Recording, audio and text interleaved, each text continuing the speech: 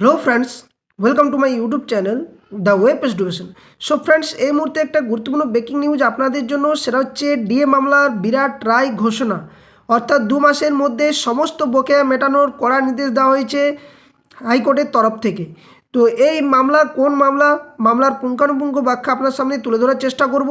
কর্মচারীদের ব্যাপক জয়, কি নির্দেশ দিলেন বিচারপতি, কর্মচারীদের পাল্লা ভারী হয়ে গেল, এই সমস্ত বিষয়গুলো উঠে আসছে। তো কোন মামলার ভিত্তিতে এটা বলা হয়েছে, কি তথ্য উঠে আসছে, রাজ্যের কর্মচারীদের জন্য এক্ষেত্রে এই মামলার ক্ষেত্রে কতটা ফলপ্রসূ হতে চলেছে, সমস্ত বিষয়গুলো আপনার সামনে এক এক করে তুলে ধরার চেষ্টা করব। তো সকলেই ভিডিওটা শেষ পর্যন্ত দেখুন, কেউ স্কিপ না করে।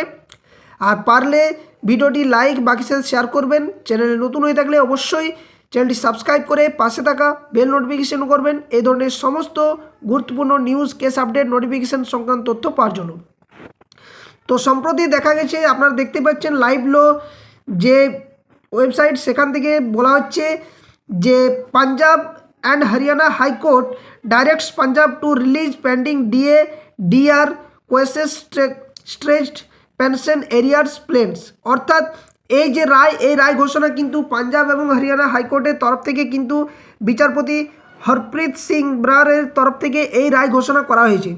এবং এটা আপনার সামনে তুলে ধরার একটাই উদ্দেশ্য, কারণ এই যে ডিএ মামলা, এটা কিন্তু শুধুমাত্র যে পশ্চিমবঙ্গ রাজ্যের ক্ষেত্রে ফলপ্রসূ হবে এই মামলার, বা হরিয়ানা বা পাঞ্জাবের যে রায় ঘোষণা হয়েছে সেক্ষেত্রে সেখানেই যে শুধু ফলপ্রসূ হবে সেটা নয়, এটা সারা দেশ জুড়ে কিন্তু একটা গুরুত্বপূর্ণ রায় ঘোষণা করা হয়েছে এই বিচারপতির তরফ থেকে, এবং যেটা পাঞ্জাব এবং হরিয়ানা হাইকোর্টে দেওয়া হয়েছে।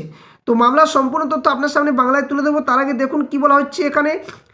এখানে যে বিষয়টা তুলে ধরা হয়েছে বিচারপতির তরফ থেকে, তিনি বলছেন the Punjab and Haryana high court has directed the state of Punjab to release all pending instalments of dearness allowance অর্থাৎ ডিএ এবং ডিয়ারনেস রিলিফ অর্থাৎ DR to its employees and pensioners in line with the central government pattern.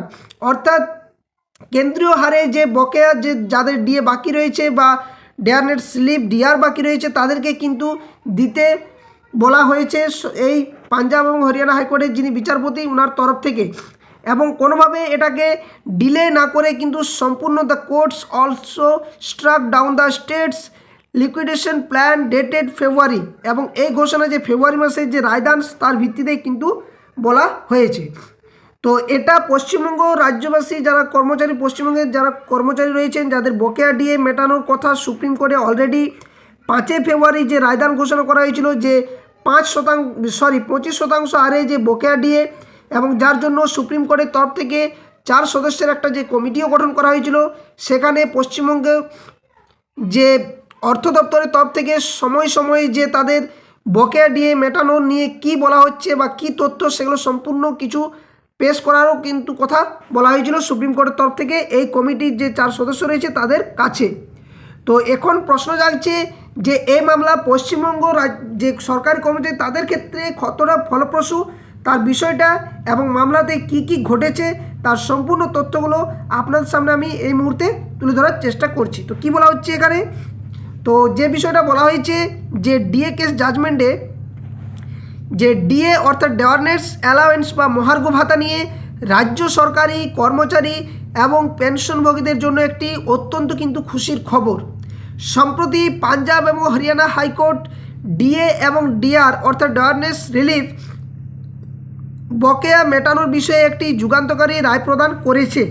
এই রায়ে যেটা বলা হয়েছে স্পষ্টভাবে যে আর্থিক সংকটের অজুহাত দেখিয়ে সরকারি কর্মচারীদের তাদের যে ন্যায্য অধিকার থেকে বঞ্চিত করা যাবে না, এবং এই হাতিয়ারকে কাজে লাগিয়ে কিন্তু পরবর্তী ক্ষেত্রে যদি রাজ্য সরকার রাজ্যের কর্মচারীদের অর্থাৎ পশ্চিমবঙ্গের কর্মচারীদের যদি বকেয়া ডিএ মেটাতে কোনোভাবে যদি অজুহাত দেখায়, তাহলে এই যে মামলার রায়দান, এটাও কিন্তু একটা পজিটিভ দিক কিন্তু বলা যেতে পারে রাজ্যের সরকারি কর্মচারীদের জন্য।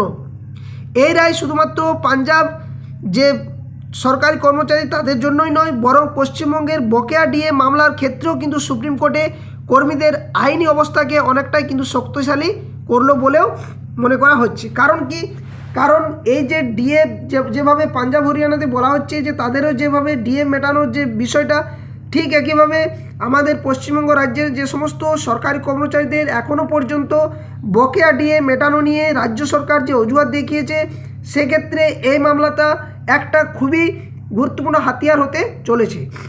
তো পাঞ্জাব এবং হরিয়ানা হাইকোর্টের রায়ের মূল নির্দেশিকা কী বলা হয়েছে এখানে একটু আমরা জানার চেষ্টা করব।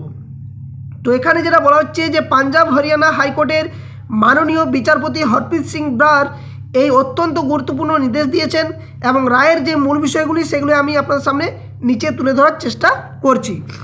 প্রথম যে বিষয়টা উনি বলেছেন সেটা হচ্ছে 2 মাসের মধ্যে বকেয়া মেটানোর একটা নির্দেশ। তো আগামী 30শে জুন 2026 তারিখের মধ্যে সমস্ত বকেয়া ডিএ এবং ডিআর মিটিয়ে দেওয়ার কড়া নির্দেশ দিয়েছে আদালত। এবং বিচারপতি এখানে একদম কড়া মন্তব্যভাবে বলেছেন যে কর্মচারীদের তাদের বকেয়া যে ডিএ সেটা তাদের ন্যায্য অধিকার এবং তাদের সেটা মেটাতে হবে আগামী 2 মাসের মধ্যে। সেক্ষেত্রে আমাদের রাজ্যের ক্ষেত্রেও ঠিক একই অবস্থাতে রয়েছে, কারণ সমস্ত কর্মচারীদের এখনও পর্যন্ত যে বকেয়া ডিএ মেটানোর কথা বা 4% যে বকেয়া ডিএ বৃদ্ধির কথা সেটা নিয়ে কোনোভাবে এখনও পর্যন্ত যে মাথা ঘামানোর যে একটা বিষয় সেটা কিন্তু সরকারের তরফ থেকে বা অর্থ দপ্তরের তরফ থেকে কোনোভাবে সেটা দেখা যাচ্ছে না। 2 নম্বর যে বিষয়টা সেটা হচ্ছে বয়সভিত্তিক বিভাজন বাতিল। অর্থাৎ পাঞ্জাব সরকার 18 ফেব্রুয়ারি 2025 তারিখে একটি নির্দেশিকা জারি করে বয়স অনুযায়ী ধাপে ধাপে পেনশন এরিয়ার মেটানোর যে পরিকল্পনা করেছিল তা কিন্তু ভারতীয় সংবিধানের 14 নম্বর ধারা কিন্তু লঙ্ঘন করছে বলে এই রায়ের মধ্যে বলা হয়েছে। তাই আদালত এটিকে বৈষম্যমূলক এবং অসাংবিধানিক বলে বাতিল করেছেন। সেখানে সমস্ত পেনশনভোগীদের একটি অভিন্ন শ্রেণী হিসেবে বিবেচনা করার নির্দেশ কিন্তু দেওয়া হয়েছে হাইকোর্টের তরফ থেকে। নেক্সট 3 নম্বর যে বিষয়টা বলা হয়েছে এই মামলার ক্ষেত্রে, সেখানে কেন্দ্রীয় হারে ডিএ প্রদান, অর্থাৎ অল ইন্ডিয়া সার্ভিস, যেখানে আইএস আইপিএস আইএফএস অফিসারদের মতো সাধারণ রাজ্য সরকারি কর্মচারী ও পেনশনভোগীদেরও কেন্দ্রীয় সরকারের প্যাটার্ন বা যে এআইসিপিআই রয়েছে সেন্ট্রাল গভর্নমেন্টের সেটা মেনে সমান হারে ডিএ দিতে হবে। এটাও কিন্তু বলা হয়েছে পাঞ্জাব হরিয়ানা হাইকোর্টের যিনি বিচারপতি তিনি কিন্তু এই রায়দানটি দিয়েছেন। কর্মচারীদের মধ্যে কোনো দ্বিচারিতা বা বৈষম্যও কিন্তু বরদাস্ত করা যাবে না বলেও তিনি কড়া মন্তব্যভাবে জানিয়ে দিয়েছেন। নেক্সট তারপরে যে বিষয়টা বলা হয়েছে এই মামলার পরিপ্রেক্ষিতে সেটা হচ্ছে সুদ সহ টাকা ফেরতের হুঁশিয়ারি। অর্থাৎ নির্ধারিত সময়ের মধ্যে বকেয়া না মেটালে রাজ্য সরকারকে বিলম্বিত যে সময় সে সময়ের জন্য সুদ সহ কিন্তু বকেয়ার টাকা মেটাতে হবে। আগামী 2 জুলাই 2026 মধ্যে রাজ্যের মুখ্য সচিবকে এ বিষয়ে একটি কমপ্লায়েন্স রিপোর্টও কিন্তু জমা দিতে হবে বলেও জানানো হয়েছে বিচারপতির তরফ থেকে।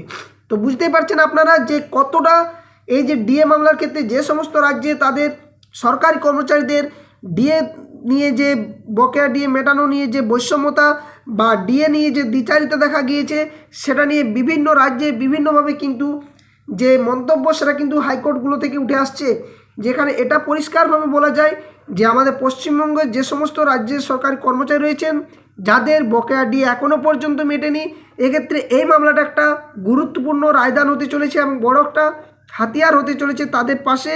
এবং অবশ্যই এই মামলার ভিত্তিতে কিন্তু একটা অন্য পরিস্থিতি তৈরি হতে পারে যেখানে রাজ্য সরকার সম্পূর্ণভাবে চাপে পড়তে পারেন। পশ্চিমবঙ্গের ডিএ মামলার উপর এর প্রভাব কি একটু আমরা জেনে নিই। তো এই রায়টি পশ্চিমবঙ্গের রাজ্য সরকারি কর্মচারীদের জন্য অত্যন্ত তাৎপর্যপূর্ণ। পশ্চিমবঙ্গ সরকারও সুপ্রিম কোর্টে আর্থিক সংকটের কারণ দেখিয়ে যে ডিএ দিতে বারবার অস্বীকার করেছে এবং কর্মীদের মধ্যে যে বৈষম্যের অভিযোগ উঠেছে সেটা নিয়েও কিন্তু কোনো আর অবকাশ রাখে না। কিন্তু হাইকোর্ট তার পর্যবেক্ষণ স্পষ্ট জানিয়ে দিয়েছিল যে financial constraints can't be a ground to be deny accrued service benefits. অর্থাৎ কি না, কোষাগারে টাকার অভাব কখনোই কর্মচারীদের অর্জিত অধিকার খর্ব করার কারণ হতে পারে না। এটা কিন্তু আগেও সুপ্রিম কোর্ট স্পষ্ট বা হাইকোর্ট স্পষ্টভাবে জানিয়ে দিয়েছিল। তো এখান থেকে বোঝা যাচ্ছে যে এই জোরালো আইন পর্যবেক্ষণ সুপ্রিম কোর্টে পশ্চিমবঙ্গে যে বকেয়া ডিএ সেই ক্ষেত্রেও মামলাটিকে আরও কিন্তু মজবুত করবে বলেও মনে করা হচ্ছে বিশেষজ্ঞদের তরফ থেকে। তো এখন দেখার বিষয় যে পশ্চিমবঙ্গ সরকারি কর্মচারীদের যে ডিএ সেটা আদৌ মেটাবে কি মেটাবে না, বা রাজ্য সরকার কোন পদক্ষেপ বা পরিস্থিতির মধ্য দিয়ে যাচ্ছে সেটাও কিন্তু এখন দেখার বিষয়। তো পরবর্তী আপডেট অবশ্যই যদি কোনো আসে আপনার সামনে তুলে ধরার চেষ্টা করব। আর এই যে মামলা, এই মামলার ক্ষেত্রে যে রায়দান দিয়েছেন বিচারপতি, সেখান থেকে বোঝা যাচ্ছে যে কোনো রাজ্যের সরকারি কর্মচারীদের তাদের যে ডিএ সেটা থেকে বঞ্চিত রাখা একদম রাজ্য সরকারের যথোপযুক্ত বিচার নয়। সেক্ষেত্রে রাজ্যের কর্মচারীদের তাদের ডিএ প্রাপ্য অধিকার, তাদের যে অধিকার থেকে কোনোভাবে তাদেরকে বঞ্চনা করা যাবে না বা দ্বিচারিতাও করা কিন্তু যাবে না। তো একটার পর একটা মামলার ক্ষেত্রে ডিএ মামলাতে রাজ্যের সরকারি কর্মচারীদের জয়লাভ এটা বলা চলে। এবং এক্ষেত্রে পশ্চিমবঙ্গের যে কর্মচারী তাদের ক্ষেত্রেও কিন্তু একটা গুরুত্বপূর্ণ যে পথ সেটা কিন্তু প্রশস্ত হতে চলেছে।